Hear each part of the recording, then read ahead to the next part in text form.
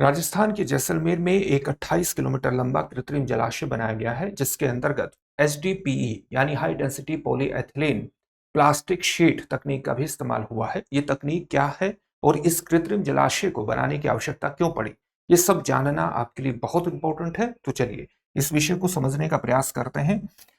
28 kilometre लंबा जलाशय है, राजस्थान के जैसलमेर में यह बनाया गया है। कृत्रिम जलाशय है, आर्टिफिशियल जलाशय है और केंद्र सरकार और राजस्थान सरकार के संयुक्त प्रयास का यह परिणाम है।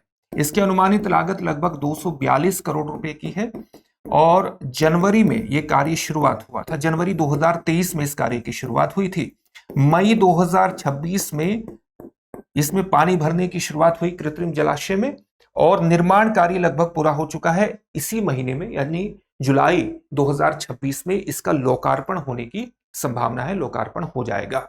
इसको बनाने की आवश्यकता क्यों पड़ी? इसको बनाने की आवश्यकता इसलिए पड़ी क्योंकि आप जानते हैं कि राजस्थान के पश्चिमी क्षेत्र में, शुष्क क्षेत्र में, विशेष रूप से जैसलमेर और बाड़मेर में जल आपूर्ति को सुनिश्चित करने में इंदिरा गांधी नहर परियोजना की बहुत बड़ी भूमिका है। न केवल इस क्षेत्र में बल्कि आप जानेंगे कि ये जो पूरा क्षेत्र है जो पश्चिमी राजस्थान का, यहां पर जल आपूर्ति में इंदिरा गांधी नहर परियोजना की विशिष्ट भूमिका है। लेकिन नहर को सफाई करने के दौरान या उसकी मरम्मत के दौरान या आप उसके मेंटेनेंस, उसका रखरखाव करने के लिए हर साल उसको कुछ समय के लिए बंद करना पड़ता है, यानी उसमें नया जल नहीं आता है। इसको हम नहरबंदी कहते हैं। तो नहरबंदी के दौरान विशेष रूप से संकट उत्पन्न होता है जैसलमेर में और बाड़मेर में। लगभग 50 लाख लोगों को पेयजल आपूर्ति सुनिश्चित करना मुश्किल हो जाता है। अब जैसलमेर में एक कृत्रिम जलाशय बनाया गया है, 28 किलोमीटर लंबा, और इसके माध्यम से करोड़ों लीटर जल पहले से ही संग्रहित कर लिया जाएगा और जब नहर बंद होगी तो इस करोड़ों लीटर संग्रहित जल के माध्यम से जैसलमेर और बाड़मेर के लगभग 50 लाख लोगों को पेयजल आपूर्ति सुनिश्चित की जाएगी। यही इसका सबसे बड़ा लाभ है, इसलिए इस परियोजना को, इस कृत्रिम जलाशय को बनाया गया है। अब इसमें HDPE तकनीक का इस्तेमाल हुआ है। HDPE का मतलब क्या है? High density polyethylene plastic sheet. ये एक 300 माइक्रोन यानी माइक्रोमीटर मोटी प्लास्टिक शीट है जो बैठेगी 0.3 मिलीमीटर के आसपास। ये प्लास्टिक शीट बहुत मजबूत है, बहुत टिकाऊ भी है और इसके अलावा वाटर प्रूफ है। इस प्रकार से जो राजस्थान की थार रेगिस्तान की रेतीली मिट्टी है और जो पानी है, अगर आप उसके बीच इस प्लास्टिक शीट को बिछा देंगे तो ये एक अभेद्य परत के रूप में काम करेगी। ऐसी परत के रूप में काम करेगी जिसे पानी भेद नहीं सकता है, अभेद्य परत के रूप में काम करेगी। इस अभेद्य परत की आवश्यकता क्यों थी? क्योंकि जो रेतीली मिट्टी है वो बहुत तेजी से और बहुत मात्रा में पानी सोखती है। यही कारण है कि थार रेगिस्तान में किसी भी तरह की बड़ी जल संचयन परियोजनाएं कामयाब नहीं हो पाती है। इस प्रकार से आप देखेंगे कि जब ये परियोजना का पूरा कारगर हो जाएगी तो ये भारत के शुष्क क्षेत्रों में पानी को संग्रहित करने के एक मॉडल के रूप में भी काम कर सकती है। इसलिए इस परियोजना का महत्व बहुत ज्यादा है। इसमें केवल इस शीट को ही, HDPE शीट को ही नहीं बिछाया जाएगा, बल्कि इसको बिछा करके किनारों पर और तल पर बिछा करके इस पर मिट्टी की परत भी बनाई जाएगी। अब इस पर मिट्टी की परत बनाने की आवश्यकता क्यों है? मिट्टी की परत बनाने की आवश्यकता इसलिए है कि सूर्य से आने वाली अल्ट्रावायलेट किरणों के कारण ये समय के साथ खराब भी हो सकती है। तो मिट्टी की परत इसके खराब होने की जो दर है उसको सीमित कर देगी। साथ ही थार मरुस्थल में, थार रेगिस्तान में तापमान गर्मियों में 45-50 डिग्री सेल्सियस पहुंच जाता है। तो इससे अत्यधिक तापमान से बचाव के लिए भी मिट्टी की परत बिछाना जरूरी था। इसके अलावा अगर बहुत तेज हवा चलती है तो बहुत तेज हवा से इस प्लास्टिक शीट के उखड़ने की भी संभावना रहती है। अब जब आपने किनारों पर और इसके तल पर ये मिट्टी की परत बिछा दी है तो उसके उखड़ने की संभावनाएं सीमित हो जाएंगी। साथ ही चाहे पत्थर हो या अन्य उपकरण हो, उससे इसके फटने की भी, प्लास्टिक शीट के फटने की भी संभावना रहती है।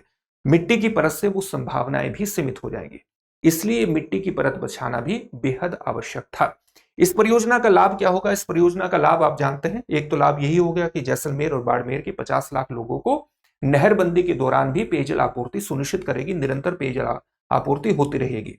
एक सबसे बड़ा लाभ इसका यह है कि भारत के शुष्क क्षेत्रों में जल संचयन के अंतर्गत एक मॉडल के रूप में काम कर सकती है। और तीसरा लाभ यह है कि भारत ने 15 अगस्त 2019 को जल जीवन मिशन की शुरुआत की थी। जल जीवन मिशन का मुख्य उद्देश्य क्या है?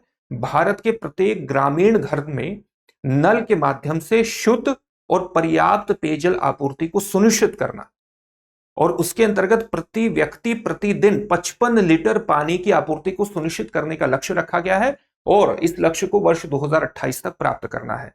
तो भारत के जल जीवन मिशन के लक्ष्य को प्राप्त करने में भी ये कृत्रिम जलाशय अपनी भूमिका निभाएगा और मॉडल के रूप में तो काम करेगा ही। यहां पर आपके लिए इंदिरा गांधी नहर परियोजना के बारे में भी सामान्य जानकारी हासिल करना बहुत जरूरी है। इंदिरा गांधी नहर परियोजना का जो आधारशिला रखी गई थी वो 31 मार्च 1958 में रखी गई थी। गोविंद पल्लव पंत ने इसकी आधारशिला रखी थी, और आप जानते हैं कि इंदिरा गांधी नहर परियोजना की जो शुरुआत होती है वो पंजाब में हरी के बैराज, जहां पर सतलुज नदी में व्यास नदी आकर के मिलती है, हरी के बैराज से होती है। इसका जो पहला चरण है वो राजस्थान फीडर के नाम से जाना जाता है, जो कि पंजाब हरियाणा से होता हुआ राजस्थान के हनुमानगढ़ में यहां पर मसीता वाली में प्रवेश करता है। फिर इसका दूसरा चरण यानी राजस्थान का ये जो इंदिरा गांधी नहर है इसका मुख्य चरण इस प्रकार से होता हुआ हनुमानगढ़, श्री गंगानगर, फिर बीकानेर, यहां पर आप देखेंगे कि फलोदी और जैसलमेर में ये मुख्य है। जैसलमेर के मोहनगढ़ तक ही आता है, और फिर इसकी एक उप शाखा है जो कि बाड़मेर के गडरा रोड तक जाती है। तो इस प्रकार से राजस्थान का जो पश्चिमी शुष्क क्षेत्र है ये वाला, इसमें पेयजल आपूर्ति और सिंचाई के अंतर्गत इसकी एक विशिष्ट भूमिका है। पहले से राजस्थान नहर के नाम से जाना जाता था, और बाद में 2 नवंबर 1984 को इसका नाम इंदिरा गांधी नहर कर दिया गया। इसे राजस्थान की मरु गंगा के नाम से भी जाना जाता है, और राजस्थान की जीवन रेखा भी इसे कहा जाता है, क्योंकि बहुत से जिलों में पेयजल आपूर्ति सुनिश्चित करने और सिंचाई आपूर्ति सुनिश्चित करने के अंतर्गत एक विशिष्ट भूमिका का निर्वहन करती है। तो ये इंदिरा गांधी नहर परियोजना के बारे में सामान्य बात हुई। अब इससे जुड़े हुए एक प्रश्न को देख लेते हैं, लेकिन उससे पहले इस बात को ध्यान में रखना है कि अगर आप राजस्थान के प्रीलिम्स और मेंस की इकट्ठी तैयारी कर रहे हैं, समग्रता में तैयारी कर रहे हैं, तो दृष्टि संस्थान का आरएएस फाउंडेशन बैच आपके लिए विशेष रूप से उपयोगी हो सकता है। यह आपको ऑफलाइन मोड और ऑनलाइन मोड दोनों में प्राप्त होगा। ऑफलाइन मोड की क्लासेस जयपुर शाखा में उपलब्ध हैं, और ऑनलाइन मोड की क्लासेस तो आप कहीं से भी ले सकते हैं, जयपुर क्लासरूम से ही लाइव आपको मिलेंगी। 20 से 22 माह में आरएएस का प्रीलिम्स और मेंस का सारा कंप्लीट कोर्स हो जाएगा। इसके अलावा 3 वर्षों तक एक क्लास को आप ऑनलाइन जितनी मर्जी चाहे उतना देख सकते हैं। आपको 1 वर्ष तक आरएएस प्रीलिम्स की टेस्ट सीरीज भी निःशुल्क प्राप्त होगी। तो अपने आप में कंप्लीट पैकेज है। एडमिशन लेने के लिए डिस्क्रिप्शन में दिए गए लिंक पर आप जा सकते हैं। अगर दृष्टि लर्निंग ऐप को डाउनलोड कर लेंगे तो इस तरह की सुविधाओं का लाभ उठाना बेहद आसान हो जाएगा। डाउट होने पर 8750187501 पर कॉल कर लीजिएगा। अब देखते हैं आज के प्रश्न को। प्रश्न है, निम्नलिखित में से किस जिले की सीमा जैसलमेर से नहीं लगती है? बालोतरा, फलोदी, बाड़मेर, जालोर या अनुत्तरित प्रश्न। इस प्रश्न का उत्तर कमेंट बॉक्स में कमेंट करके जरूर दीजिएगा। फिर से नए सेशन में मिलेंगे। धन्यवाद।